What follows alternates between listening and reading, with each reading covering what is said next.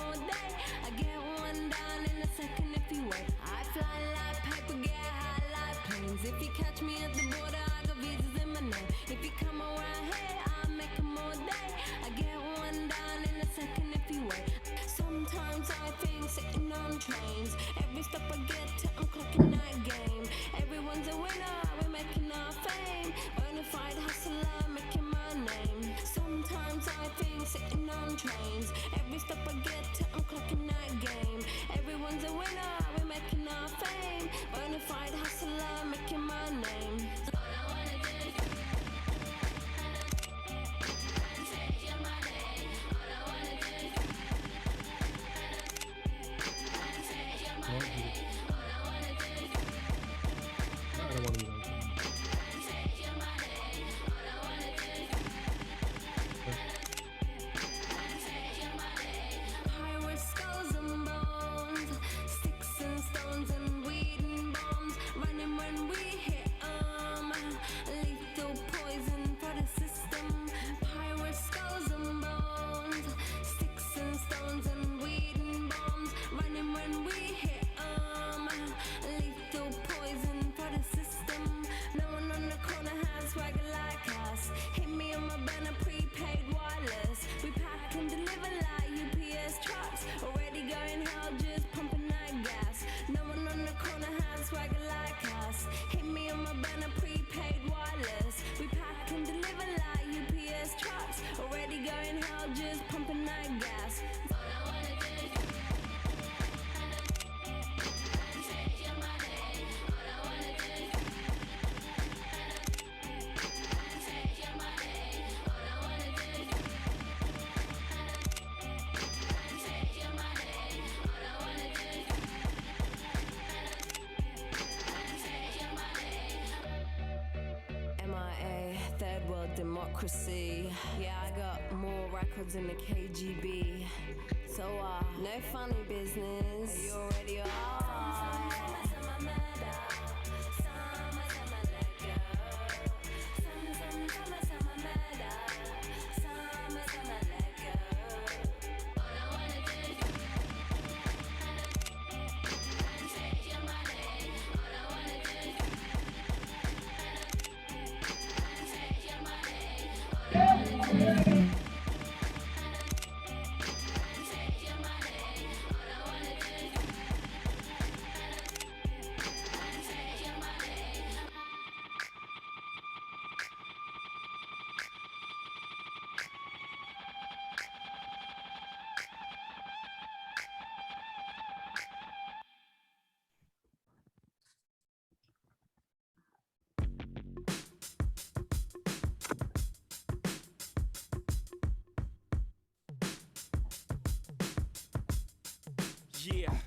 Yeah, I'm out at Brooklyn. Now I'm down in Tribeca, right next to the Narrow. But I'll be hood forever. I'm the new Sinatra.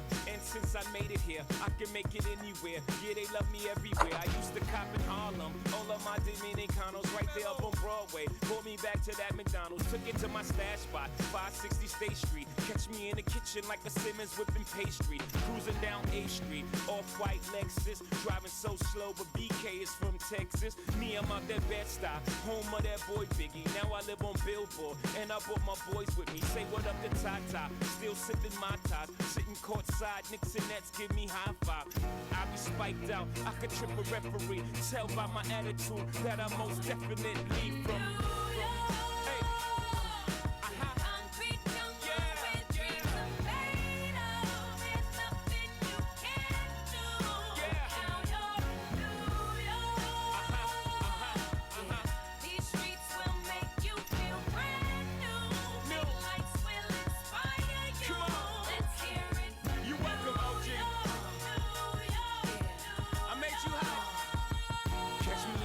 With OG at a Yankee game. That made the Yankee hat more famous than a Yankee can. You should know I bleed blue, but I ain't a crypto. But I got a gang of walking with my click though. Welcome to the melting pot. Corners where we selling Africa been by the home of the hip hop. Yellow cap, gypsy cap, dollar cap, holla back. For foreigners it ain't fair, they act like they forgot how to act. 8 million stories out there in the naked city. It's a pity half of y'all won't make it. Me, I got a plug special ed, I got it made. If Jesus paid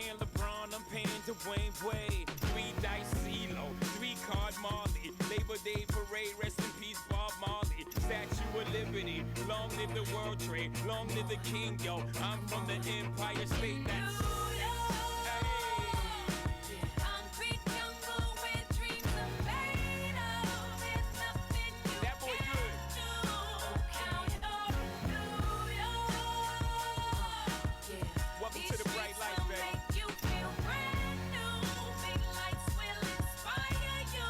Let's hear it for New York, New York.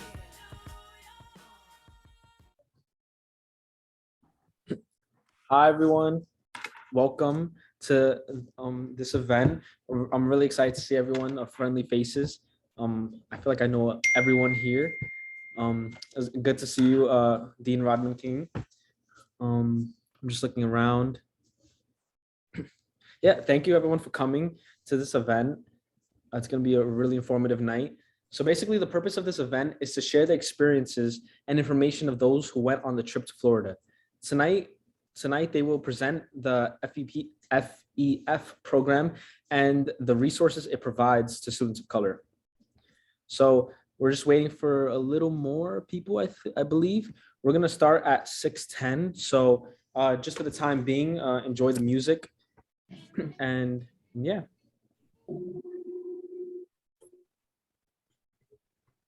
Blinders, so they could step out of bounds quick. The sidelines is lined with casualties who sip the life casually, then gradually become worse. Don't bite the apple, Eve. Caught up in the in crowd. Now you're in style, and in the winter gets cold. In vogue with your skin out. City of sin, it's a pity on a whim. Good girls going bad, the city's filled with them.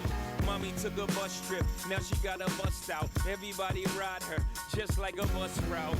Hail Mary to the city, you're a virgin. And Jesus can't save you, life starts when the church in. Came here for school, graduated to the highlight. Ball players, rap stars, addicted to the limelight. Empty in May, got you feeling like a champion. The city never sleeps, better slip you an ambient. Concrete jungle where dreams are made of. There's nothing you can't do. Count your Actually, I believe that is everyone. So welcome again. I'm gonna pass the mic off to my fellow posse member, Serena. Also, I forgot to mention, I am Moises Chiquito. I am also Posse New York 1, and I will be passing it to Serena. Thanks, Moises. Like Moises said, it's nice to see everybody here. I'm gonna share my screen. So we have a presentation prepared that we worked on over over the break. So I'm gonna share my screen. If people do have questions, can you unmute? Because I probably won't be able to see you. But yeah. Okay.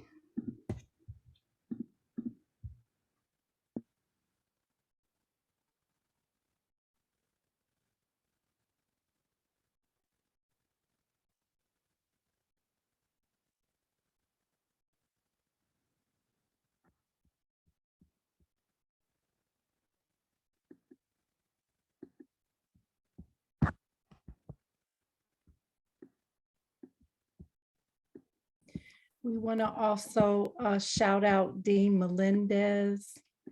I think we have Melissa Ryan here, if I'm not mistaken. We just want to welcome all of our guests. We're so honored that you're here. So thank you for coming and for all of your support. Thanks, Dunlap.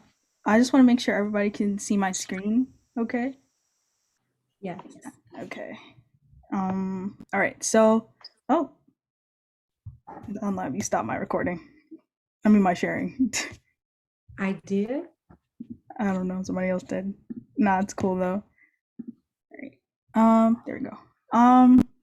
So yeah, this is our Posse FEF Give Back. We're really excited to share with everybody what we learned, and what we got from the program. We're also hoping to answer a few questions that anybody may have about just graduate school in general, or just moving forward and matriculating down your path towards higher education, if that's what you're interested in. So I just wanted to start off with some facts that I don't know if a lot of people know about, but 76% of professors across the US are white, despite having more diverse students. It's actually a fact that students tend to be more diverse than the faculty provided at their schools, which is a major gap issue that many institutions are trying to kind of fix, but it's really difficult with systemic issues also in the way of that. Another fact is that Black and Hispanic students are often bogged down with twice as much student loan debt compared to their white counterparts after graduating, and it continuously increases at least 4 years after graduation. So it's a really big issue for those who are planning to do things after college because of the fact that you have all this debt that you've accumulated. And if you want to go and get your master's degree or your PhD, it's another issue and another hurdle towards higher education. All right. So the program that we attended was hosted by FEF. And FEF is pretty much just, it's like a nonprofit. And its mission is to strengthen like the larger community. They implement programs and services that help Black and Hispanic students specifically. To kind of bridge gaps in those places that we talked about before. A lot of them are towards educational advancement, like SAT prep, or trying to help them with transitional skills for jobs, things like that. They really try to help underrepresented groups in many different ways, but usually through educational advancement, like I said before. So when we attended the program, there's also like another program that FEF worked with, which is the McKnight program as well, which I'm going to talk about now. And it's like a fellows program, very similar to how Posse does, where they kind of pass on their help to specific amounts of students, just the same way that Posse picks out a certain amount of students. And it focuses specifically on doctoral studies, those who want to get a PhD, a professorate specifically. So those who are going to go on to be a professor. The program addresses the fact that there is there's a lack of representation of Black and Hispanic students becoming faculty members and becoming professors and moving on. A lot of them stop and don't matriculate. Those who do get to grad school, because of how expensive it is and how inaccessible it can become. So the FEF McKnight Fellows Program specifically works in Florida. They've awarded over 1,000 fellowships to Black and Hispanic students. They've increased that.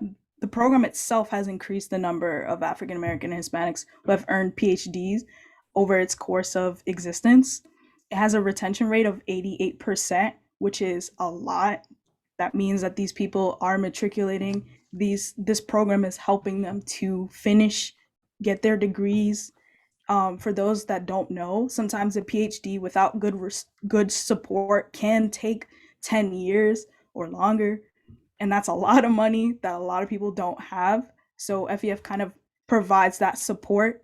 The McKnight Fellows Program provides that money, which helps them to finish a lot faster with an average of 5.5 years, which is, if you didn't know, really good, because that's less money you have to spend on actually, and less time as well, because getting a PhD is very time consuming. You can miss out on like family events, personal life things that you want to do. You might miss out on because of how, I guess, like how much pressure that puts on you and how much work you have to do outside of the classroom. So the FEF McKnight Fellows Program really helps to usher in those students that do get it and apply and get it, just the same way that any other scholarship or fellows program works. So these are the participating schools. Like I said, they're all in Florida. However, this year, Georgia State is actually working towards becoming a part of McKnight Fellows Program for those who may be interested. It's a lot closer for those on the East Coast, like if you're from New York, Georgia's a lot closer than Florida. So, but yeah, like the Florida Agriculture Mechanical University, Atlantic University, Florida Institute of Tech, Florida International University, Florida State, Central Florida, University of Florida, University of Miami, and South Florida.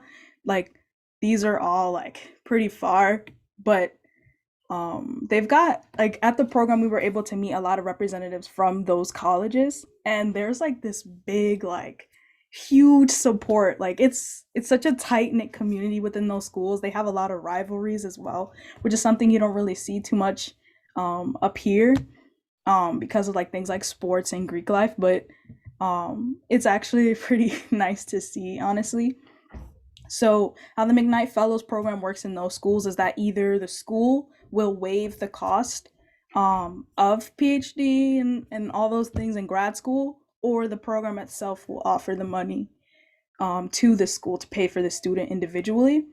So, the award is kind of broken up into like 4 sections where they provide counseling services, which is basically like how we have Dunlap and Melendez as our mentors for posses, very much the same way. They provide you with somebody, I guess, another professor that will partner with you to help you through that process, which also leans more into professional development support, helping you after you get that PhD. What do your next steps look like? Kind of like just guiding you through life, because it's not just about school as well. It's just like, how is your mental health doing? It's a lot of strain on your personal life and your character. So somebody to walk that path with you. I think one thing that we got to experience a lot was seeing the relationship that the fellows had with their mentors was very strong. They also provide an annual stipend of $12,000, which is not to buy a car, but usually goes towards like research and things to help you with your end goal, which is like writing your paper about your topic, your dissertation, and defending that dissertation. They also provide annual tuition up to $5,000. Like I said before, it kind of depends on the school that you go to, but sometimes the school will waive the money themselves. But yeah. And I have this quote here. If you are silent about your pain, they'll kill you and say that you enjoyed it, by Zora Hurston, which was a quote that was said during the time that we were there. Basically, the McKnight Fellows program believes that students should speak up for themselves and fight for the things that they believe in. It's very much encouraged to do what you feel strongly about. They support a lot of STEM majors. However, they also support anyone doing just like arts and sciences, so social sciences. They are very supportive of you finding where you're supposed to be in your place, and also finding relationships of people that will support you, and kind of how that would look like in a mentor-mentee relationship. But I just thought that was a pretty important quote for those who like to have quotes. I don't know. But now I'm going to pass it off to Jacity, who's going to talk a little bit about our takeaways. Hi everyone, my name is Jacity and I'm from New York Posse One Scholar. And Serena, if you could go to the next slide, please. Thank you. Okay, so these are just some words that popped out from our takeaways. And we came together towards the end of the experience in Florida, and we spoke about things that we were taking away and learning from the experience. And some things that we noted were that it takes a village to get a degree. So that means, like Serena was speaking about, having a good support system. So a lot of the doctorate students were talking about how they had like great mentors who supported them, you know, academically, but also emotionally, mentally, when they were going through different things. It's like multiple years to get this degree. So to have someone by your side who really cares for you is super important. And then another takeaway was striving against adversity. So a lot of them mentioned like having kids during this time, or like going through other like big life moments, family wise, and it just showed how much like strength and dedication these people had when trying to get their degrees. And representation was, of course, a huge one. Like a lot of us were in a room for the first time with so much people of color with their doctorate degrees. Like I don't think I've yeah, no, before university, I met one before. So it was all like very inspiring for many of us. So it was really nice to see and experience, and to be able to talk to a lot of them too was really great.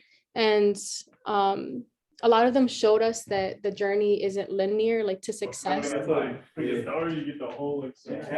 this is lit. Okay, yeah.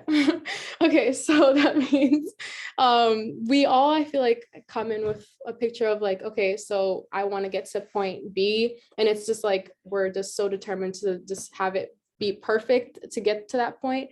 But a lot of them showed that, you know, life is going to throw us many obstacles, and that doesn't mean that we should give up. We should like persist and continue like seeking our goals, and ultimately like this support system that you have will help you get to them.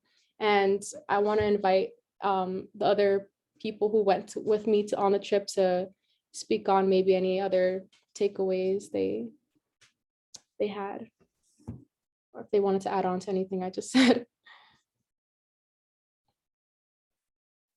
I could add on real quick.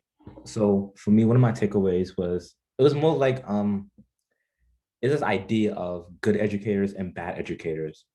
And it was like, it stood out to me the most because I felt like it's so true, because you never have the same type of professors, you know. There's going to be different types of professors. But as the speaker was saying, how like a good educator strive in their students, you know, they give students different pathways they can take to be great. And the bad educators, more like the teachers focus on their work. And one thing I hear a lot, especially in college, because I'm in college myself, is like sometimes professors, they seem so smart and they know a lot, but you don't understand what they're saying. And it's like, just because a professor is so smart and they're saying all these things, it doesn't mean like, you know, it's a good educator, you know. At the end of the day, a professor could be so smart and know a lot, and you could still learn a lot. You could still learn from them, you know.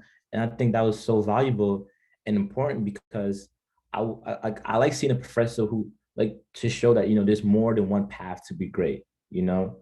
And I like because the whole idea of school sometimes looks like a system, but in reality, why does it have to be one narrow way to be successful? So yeah.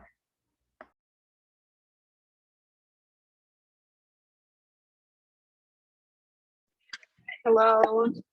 Hi, my name is Anna Mercedes. I'm a Posse scholar from New York. I'm sorry my camera's not on and that you may hear noise. I'm on my way to class. But one of my greatest takeaways from the event was that getting your PhD is worth it. I know that not everybody who went may share the same sentiments, but I think it was very inspiring to hear like all of like the research that like these people that look like we are doing to like impact our communities. And,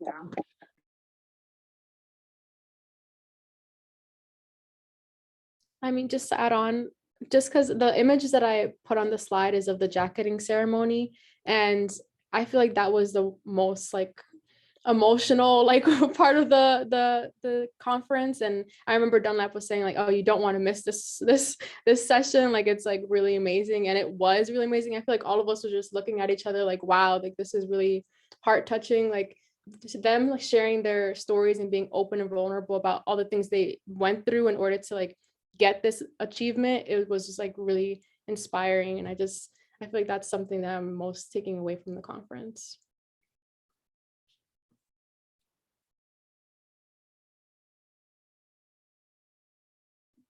Hi, mean, I I can get can on if go. that's Oh, okay. Oh, I'm sorry. Jasmine, you got it. Okay. Hi, my name is Jasmine. I'm from Chicago Posse 12, and I also attended this conference. The biggest takeaway for me, it's kind of a two-parter. I think going off what Jasty was saying about how this journey isn't linear, I always thought like I wanted to go to graduate school, but then I also always thought I wanted to do it immediately after undergrad. But just hearing all of the graduate stories and like what they had to do to get their PhD and like how like everything didn't always go according to plan, it just makes me think more and more about like what I actually want to do.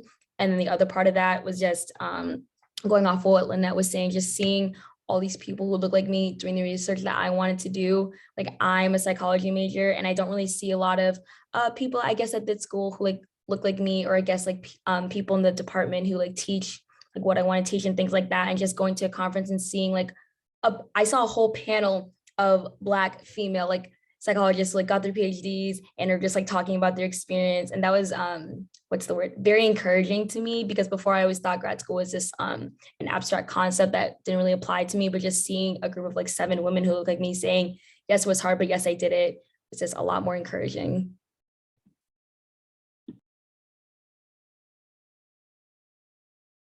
Yeah, on that same note, I was going to talk about representation as well.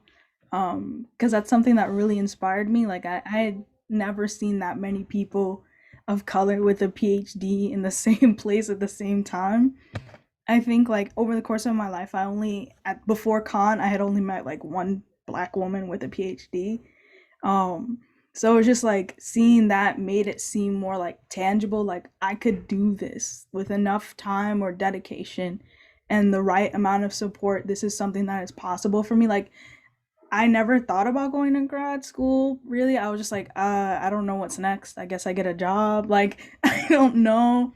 But seeing the different, I guess, types of people in the room and kind of like the different places in life that they were in, they weren't all thinking at one point, yeah, I'm gonna be a professor, but it just kind of like came to them after a while and like their passions became realized. So it was just really nice to kind of see the fruit of their labor and celebrate with them their accomplishments in getting their PhD, and like seeing how real that could be for any one of us, to be honest. But yeah.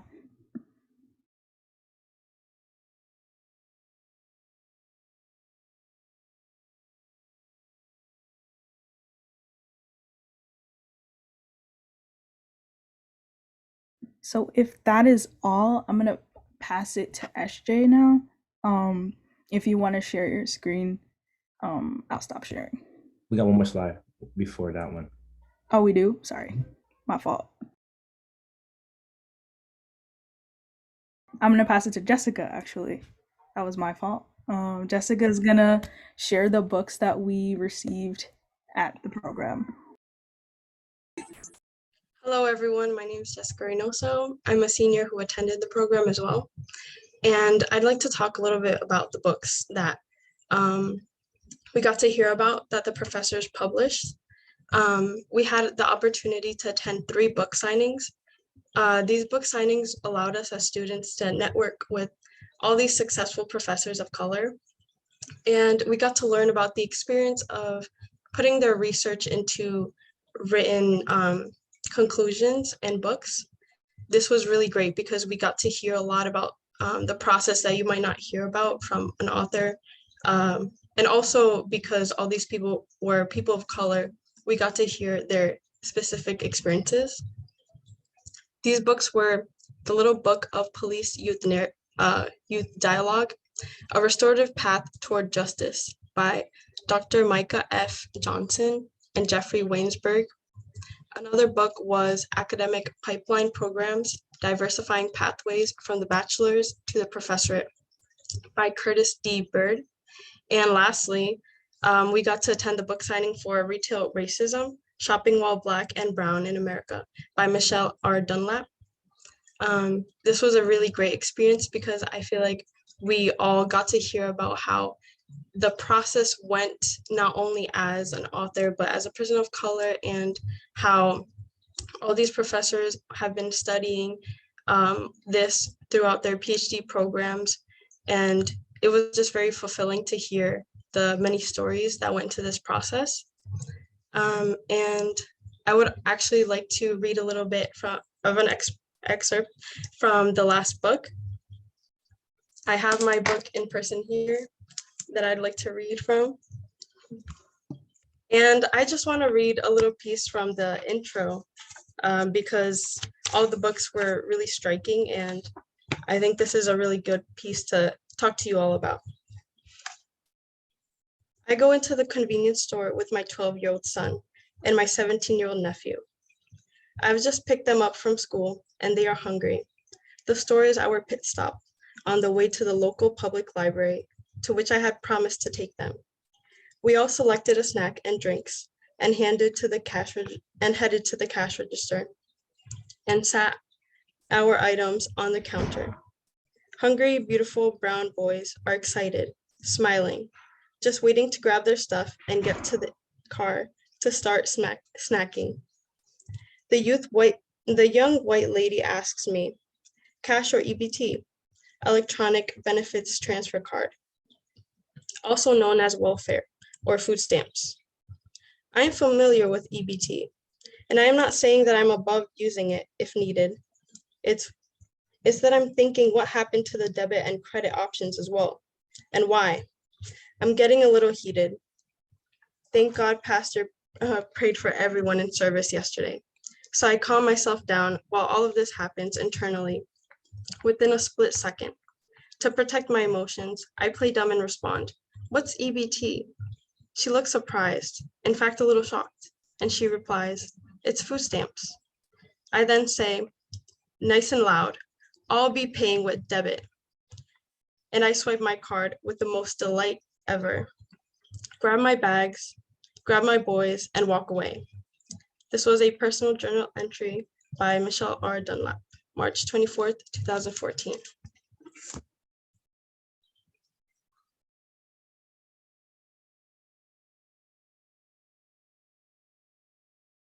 Thank you, Jessica, for the reading and also introducing the books. I really appreciate it. It was a really nice section you picked. And thank you. I was quite caught by surprise with the last part. Thank you. Now I'll pass it to SJ. Let me know when you're ready. Yeah, I'm ready. I kind of messed up earlier. I did not announce myself. My name is Stevenson. Some people call me SJ. I'm New York Posse, and I was also part of the, I also went to the Florida event as well. So right now what I'm going to do is present to you, wait, before I even go to the video, that was very touching. What Jessica read, that was amazing. That was really beautiful. So what I'm going to present to you right now is a presentation me, Serena, and Professor Dunlap we presented at the conference. Basically, we was encouraging these amazing professors to come over here at Con and continue this partnership with us because it was an amazing opportunity. And I'm grateful to share you this amazing video. And yeah, let me just share my screen real quick. Wow, now I see how teachers struggle with this now. Okay. All right, give me a second. All right, okay. There it is. Share. Are you able to see the screen? All right, let's see if you can hear it. Can you hear it? I think I heard we're the only institution in the country with a camel as the mascot. We're halfway between, we're exactly halfway between New York and Boston, and we're 15 minutes from two of the largest casinos in the world. And much, much more. We also value a diverse, critical pedagogy and curriculum. And as I said, now I'm going to turn things over to Serena from the Bronx and Stevenson from Brooklyn. We're going to offer a few of their own thoughts on why a professor might want to apply for professor positions at Connecticut College.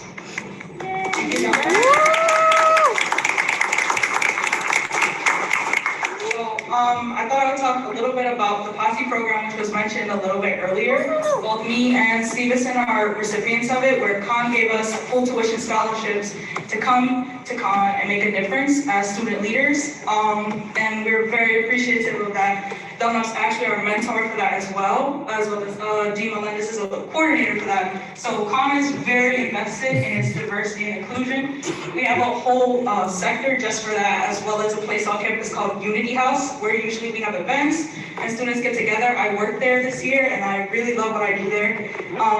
We also have a Genesis program that kind of grandfathers in young students of color that are just coming in, first generation, and gets them acclimated to all the opportunities on campus. And I have to say that one thing that I always loved about Con was how invested I felt that my professors were. And as students of color, we really needed that support I came from a school where there was no funding, so coming to Con was like, whoa, we have money here? And we need more faculty of color. That's what we need here. And to see all the scholars here, very, very smart, and I know all of you have the ability to do it. Us students coming up, we need to see that representation in our institution. Con can only do but so much to change the culture, but we need faculty on board. So, yeah.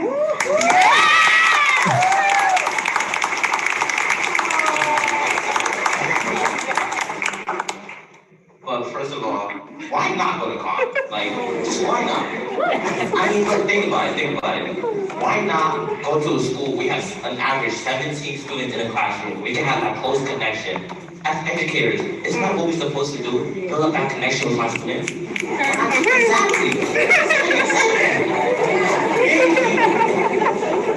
I think that's so important because, like, as a student, I feel like it's really necessary. It really is necessary for me to feel connected with my teacher, to be able to go after class, teacher, I need help. And Professor Dunlap, I just want to say thank you so much for being here and even just giving me this position. And like, we need professors like that. We need professors who are gonna go out there and just do the most for their students. And I feel like everyone in this room is capable of doing this. And one more thing. Yeah, talk about tenure, a lot, tenure, right? Hear me out. Connecticut College, I hear a lot. Research going on with the teachers, you know. So if you want that tenure, Connecticut College,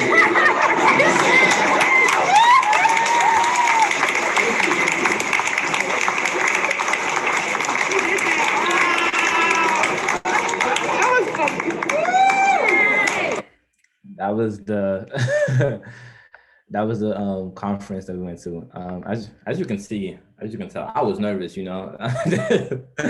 I was nervous in that conference, but it was an amazing opportunity, and I would love to do it again. Honestly, I would do it a million times over and over again. It was amazing to be in that space. It was amazing to be up there talking to all those amazing PhD professors. I really want Con to continue this partnership with Florida Fund because this is an amazing opportunity. We need more people, we need more students of color to experience this. Let them know there are people ahead of you who have accomplished these things, and you can also follow that path, you know. And this is just a start to something. This is just a start, and I'm really hoping we could continue that. You can continue back sharing, Serena.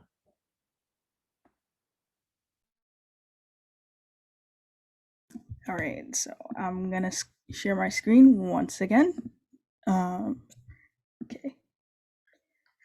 So this is our slide of photos. SJ, if you wanna talk a little bit about this. Yes, I don't mind at all. So as you can tell based on the pictures, we was having fun. Don't get me wrong. It was a learning experience, but at the same time, I think we still had fun, you know. It was able to enjoy ourselves. And I think that's what it's really about, like being able to balance that education and also have fun with it, you know. And I'm just really grateful we had this experience. So as you can tell in the pictures, we had the conference, we had Dean Melendez, of course, who was up there, who presented with the dean in the middle, as you can see. We took some pictures with one of the McKnight fellow, as you can see in the bottom right corner. She's in the middle. She's wearing the pink dress, if I know my colors correctly. And so yeah, as you can see, we're just having fun. You can see me smiling over there because I had a really amazing time. And and I just want to say, like, honestly, just repeating myself again, it's just like I really want to continue this partnership. I hope Con continues this because this was an amazing experience. This was a learning. I never been, like, I believe I think Chastity who said it. I never been in a room with so many PhD of people of color in my life. And it felt amazing. It felt comfortable. Like, it felt comfortable for me to make a joke for the first time up there, you know, despite me being nervous. That's how comfortable it was. And I just want to, like, really emphasize that how important it was to see that. Like, it encourages a lot of students of color, like, you know, you're able to push yourself for higher education and continue. You know, there are people who went through that path and you can follow them along the way. I just want to say that. Okay, thank you. So now we're gonna move on to a Q&A section. I'll stop sharing. So that if after like getting all this information shoved into your retinas, like, people can ask questions now. What are you curious about? What did you like? Any comments? Like, the floor is open to everybody.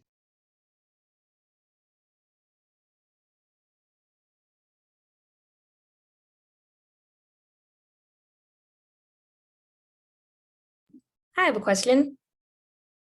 After going to the conference, did any of you guys like actually consider going to school in Florida?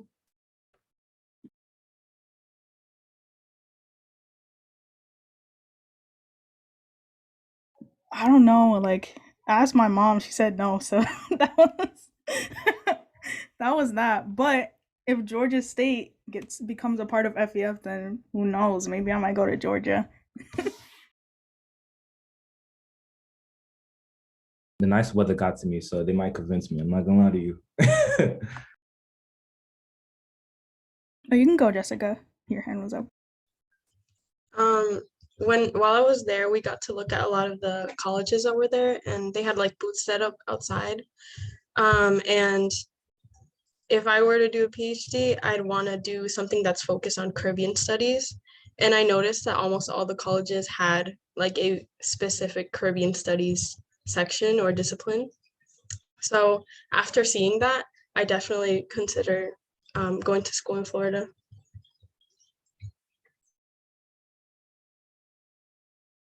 I'm just curious to know why Dean Melendez raised her hand. I raised my hand because I would go to school in Florida. The weather, especially in the winter time. But I have to say I've done many trips with students, and I have never felt more pride in the group of students who came with us down to Florida. There was never a moment where I felt nervous or unsure about bringing this group of students. The way you handled yourselves was just with such professionalism and respect and accountability. And I was very proud to be part of the trip and to be a member of the Connecticut College. And just so for my other professional staff and faculty who are on this Zoom call, we were the only liberal arts school. All of the representatives in the room were not representing liberal arts. So we had big feet to fill, and the CEO of the McKnight conference came over several times because he was in awe of our students, and the curiosity, the manner in which our students continually engaged with everyone in the room was quite remarkable. So I'll travel the ends of the world with any one of you. If I can add to what Dean Melendez said, we had a very interesting incident happen, a very, very good incident when we went to, help me remember the restaurant, Planet, what was the last restaurant we went to before we got on the plane to come back? What's that famous one everyone likes? The Rocket, no, Planet Hollywood. Was yeah. it Hollywood? Okay, Planet Hollywood. We went to eat at Planet Hollywood so we could process, the conference and just kind of talk and debrief before we were catching our flight back. Our flight was a little later in the day, so that gave us a chance to have dinner and to do some reflecting. And as we were leaving, the waiter said that he did not charge us for any of the drinks that we had. Of course, all regular soda drinks, no alcohol, of course. But he didn't charge us for any of. There were 10 of us, and we were having lemonade and some of whatever of the different non-alcoholic drinks that they offer. And he said, I decided not to charge you all for any of the drinks because you all were so inspiring as college students. If you, well, I didn't hear it directly. You all told me about it. I think Jassity told me about it. Could someone else say exactly what he said? Because I'm, summarizing what someone else told me. So someone who actually heard him say it, would you tell the group what he said? Who actually heard him say it? Uh-oh. Yeah, I can recall. This is good. urban Yeah. legend, I hope. I don't know if I remember everything exactly, but he was talking about how inspiring we were because we were just so poised. Like, unlike other students our age that he hears like talking about nonsense things and like cursing and stuff. He just liked the way that we expressed ourselves and handled ourselves. That's what I remember. Mhm. And so he rewarded us for that. We didn't know until we were walking out, but he mentioned that he didn't charge us for any of our drinks because he was so impressed with our students. So that deeply touched my heart when someone told me about it. I didn't know about it exactly when it happened, but later someone mentioned it to me and it greatly touched my heart. So just wanted to add to what you were saying, Dean Melendez, about how well poised our students were and what great leaders they are and how well they represented themselves, even though they were all the way across the country. I see that it looks like, I don't know if Melissa Ryan is about to pop out. I want to just make sure that all of our co-sponsors know how grateful we are for your co-sponsorship. This trip would not have happened had you not dug deep into your budgets to share your funding with us so that this could happen. So we're extremely grateful, and that would include, I'll just say real quickly while I have the floor here for a second, the Halloran Center, CCSRE, the Dean of Faculty, the Dean of Inclusion and Equity Office, faculty engagement funds for both Professor Maria Crusaco and myself, the International Curriculum Development Fund, CISLA, the Education Department, the Econ Department, Dean Melendez's office, Posse Funds, the Human Development Department. So we are just incredibly thankful, and other departments and offices were also trying to step up to the plate. There was such generosity shown that we were able to say, we already have everything that we need, so no thank you. How often does something like that happen? And I think, part of it is because of the reputation that these students have. I let everybody know who these 8 students were who would be traveling with Dean Melendez and I think people know the caliber of students and their maturity and their leadership. And people were just very, very generous, and it allowed us to have the experience of a lifetime, as you have heard the students talk about. So I'm going to turn things back over to our facilitators so that they can finish their Q&A, and then I'm going to just close out with another brief thank you. Okay, go ahead, facilitators. Like Dunlap said, if there are any other questions left over, lingering, Yeah, Serena, can I just hop in here? Yeah. Hi guys, my name is Japmeet. I am a Posse scholar with, part of Posse New York One. I really loved the presentation, and, I'm glad I got to through it. I had a few questions prepared for the Q&A session. And I just wanted to ask, how do you believe this program program can help like impact future generations, whether that's future generations getting a PhD, or honestly just like people in like the classroom with these professors that have gone through this. Can I answer that? I just want to say, I am a graduate of the Florida Education Fund McKnight program. So I'm an early graduate from years ago. So here I am 28, 29 years later, about to retire.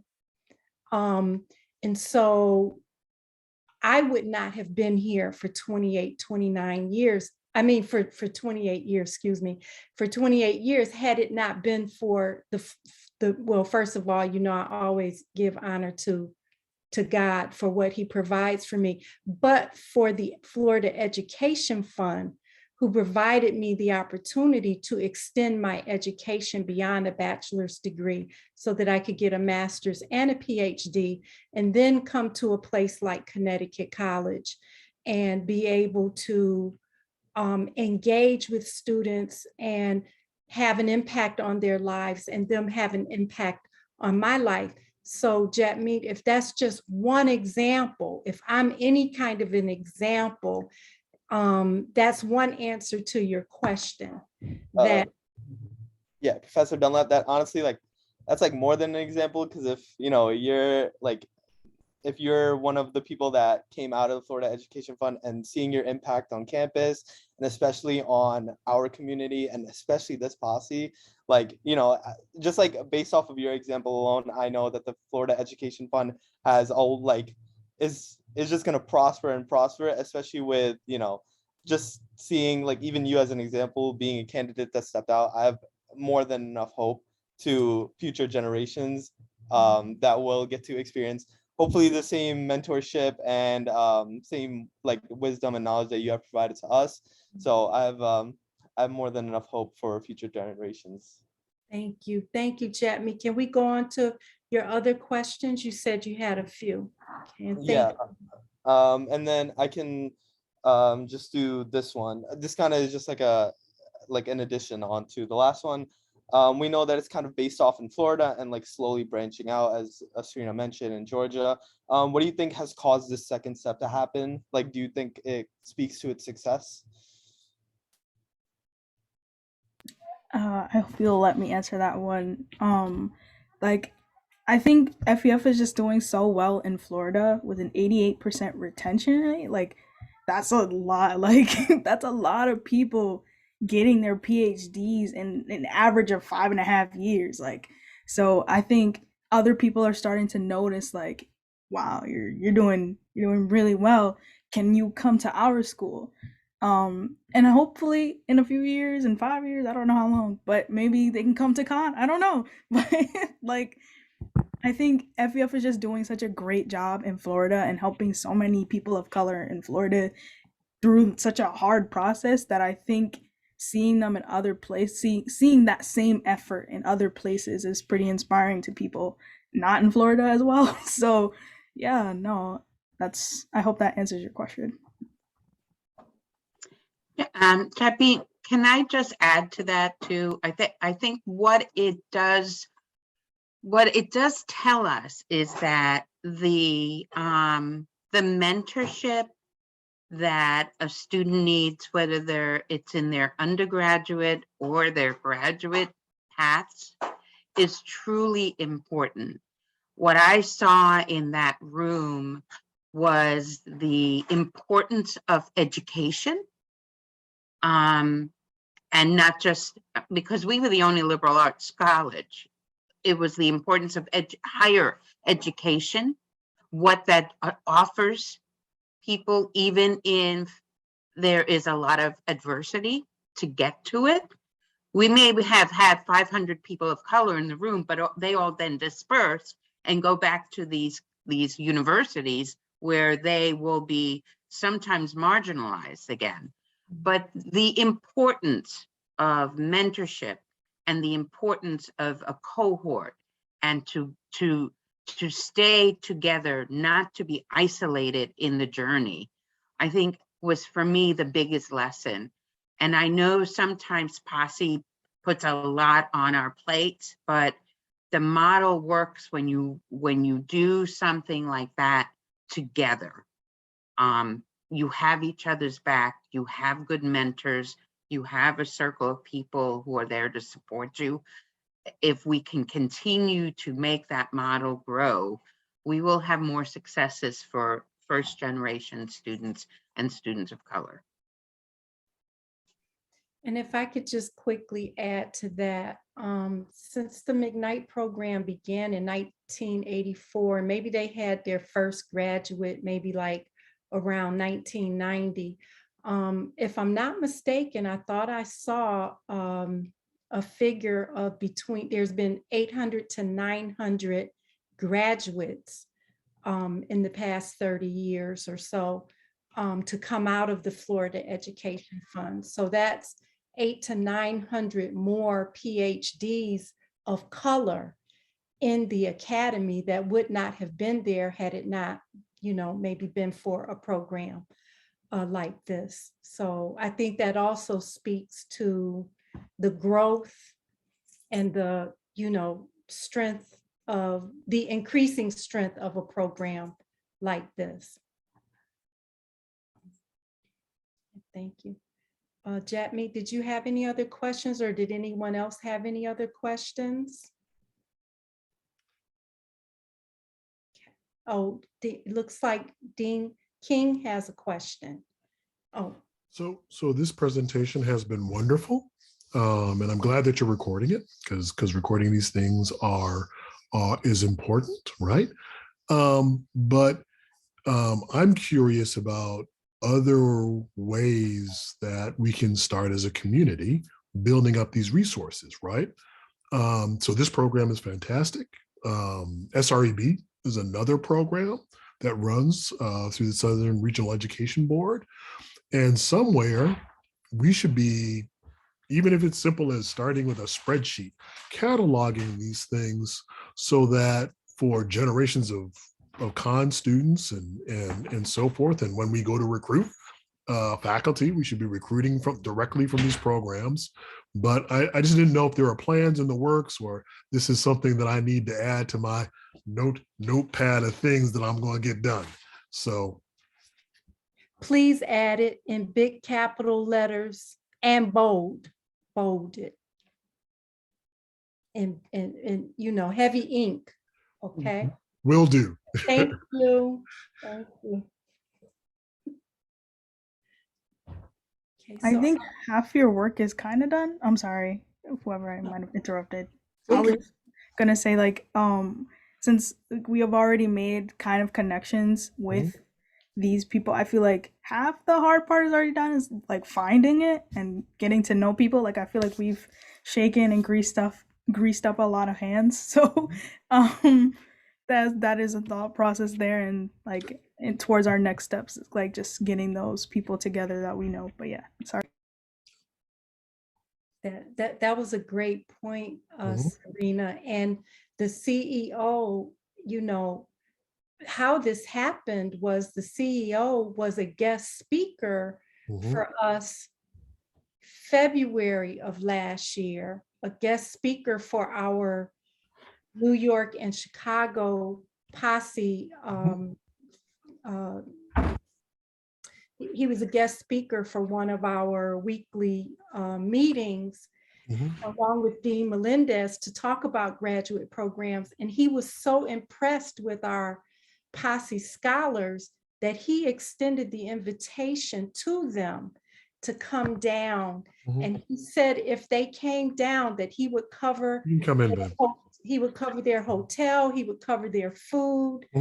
And so we only had to come up with the funding for the airlines and, food maybe on our way down and on our way back and things like that. Of course, those tickets were not cheap at all, but it was not as expensive of a trip as it would have been had our students not made such a great impression on the head of the Florida Education Fund that he just randomly extended this invitation to them, and like I almost fell out of my seat, I think Dean Melendez did too almost.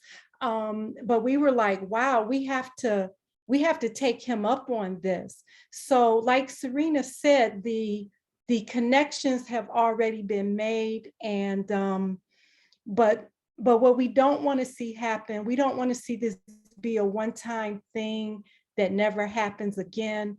We want to see some kind of sustainable, maybe like partnership between the college and the Florida Education Fund. It would be incredible to see something like that happen. And I'm going to be down in Florida after I retire. I'll be 2 hours away from the Florida Education Fund. Anything I can do to help, make that partnership happen, I'm willing to, try to help set up a meeting or whatever needs to happen. Please let me know, because I'm highly motivated. I want to see, a more sustainable connection happen. And that recruiting that you talked about of faculty from the Florida Education Fund, I definitely want to see that.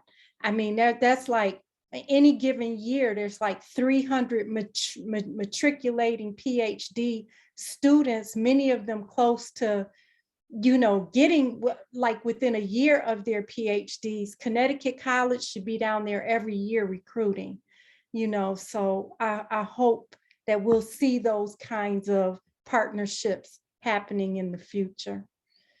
Did any of our students want to say anything along this line, or our facilitators, before we really wrap up? I just want to say I stand by that. I really want to see this in the future. I really want to see other student experiences, not just speaking for myself. I also want to see other people of color on this campus experience what this, have this experience as well. It was an amazing opportunity. Like Serena said, we met a lot of amazing people, and it was just inspiring. And I really want to see this in the future for other students as well. So facilitators, let me know when you want to bounce it back to me so I can close us out. All to you. The floor is yours. Okay, so I don't know if Dean Melendez would like to chime in with me. I offered her the opportunity. I don't know if she'll say a word. Maybe she'll change her mind. But I just want to once again thank all of our co-sponsors. I want to thank everybody who came out tonight to hear our students present. I want to acknowledge these wonderful presenters. They did this whole thing themselves from start to finish. We met one time to just, and for maybe 45 minutes, just to kind of get our little main goals established. And they took it from there and ran. They are such great leaders. And I am just so proud of every student who contributed to this program, from our DJ, Ramani, Ramon, let me get it right. Yeah, you got it right. Ramani, okay. From Ramani all the way to our main facilitators, Serena and Stevenson, and then every person on our program, and then those who in an impromptu way also contributed their views and opinions, and then our guest speakers who came out and who also asked such thought-provoking questions, or those who just listened in. We are incredibly grateful, and I thank everyone for all of your parts. This has just been an incredible experience for me, not only today, but from way back when Dr. Morehouse first extended the invitation to the students, all the way up through us fundraising, all the way up through us actually getting there, all 10 of us in matching sweatshirts that we would not have had if we hadn't had such generous co-sponsorship. We were able to go matching. Everybody was asking us, who are you? Where are you from? Are you athletes? Are you, what are you all? And we were able to tell them about our journey as members of the Connecticut College community. So again, I just want to say thank you. Dean Melendez, did you have anything to say? You've said it beautifully. Okay. I'm deeply, deeply grateful for such an experience. And for our students who so eloquently, shared that experience with our community. We promised to give back, and they made sure that we followed through on that. So again, I thank the students and everyone. Dean King, thank you for coming out. Again, I just thank everyone. I see Professor Harris, I see Phil Harden, I see so many students. Just thank you all and good night. Bless you. Thank you. Wakanda hugs. Wakanda hugs. You know how we do. Wakanda hugs. Bye-bye. Thank you, everyone. Thank you. Thank you. Bye-bye.